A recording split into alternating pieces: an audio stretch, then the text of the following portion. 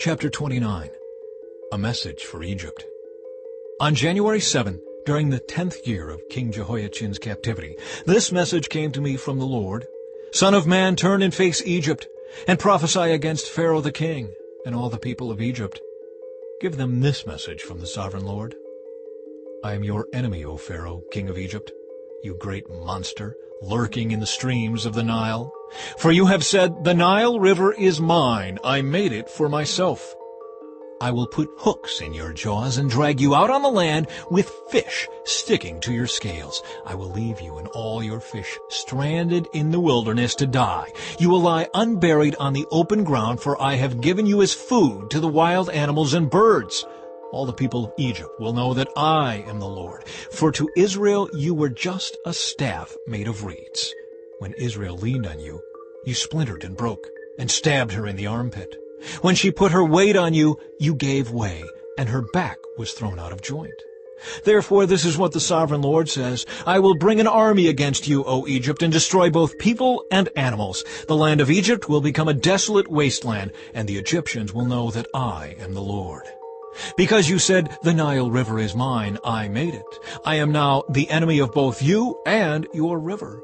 I will make the land of Egypt a totally desolate wasteland, from Migdol to Aswan, as far south as the border of Ethiopia. For 40 years not a soul will pass that way, neither people nor animals. It will be completely uninhabited.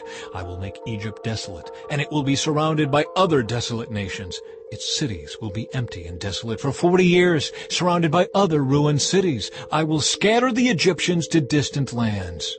But this is what the sovereign Lord also says. At the end of the 40 years, I will bring the Egyptians home again from the nations to which they have been scattered. I will restore the prosperity of Egypt and bring its people back to the land of Pathros in southern Egypt, from which they came. But Egypt will remain an unimportant minor kingdom. It will be the lowliest of all the nations, never again great enough to rise above its neighbors. Then Israel will no longer be tempted to trust in Egypt for help. Egypt's shattered condition will remind Israel of how sinful she was to trust Egypt in earlier days. Then Israel will know that I am the sovereign Lord. Nebuchadnezzar to conquer Egypt.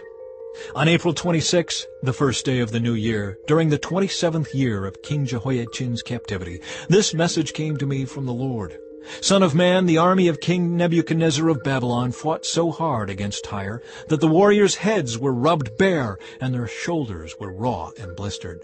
Yet Nebuchadnezzar and his army won no plunder to compensate them for all their work. Therefore this is what the sovereign Lord says, I will give the land of Egypt to Nebuchadnezzar king of Babylon. He will carry off its wealth, plundering everything it has, so he can pay his army. Yes, I have given him the land of Egypt as a reward for his work, says the sovereign Lord, because he was working for me when he destroyed Tyre. And the day will come when I will cause the ancient glory of Israel to revive. And then, Ezekiel, your words will be respected. Then they will know that I am the Lord.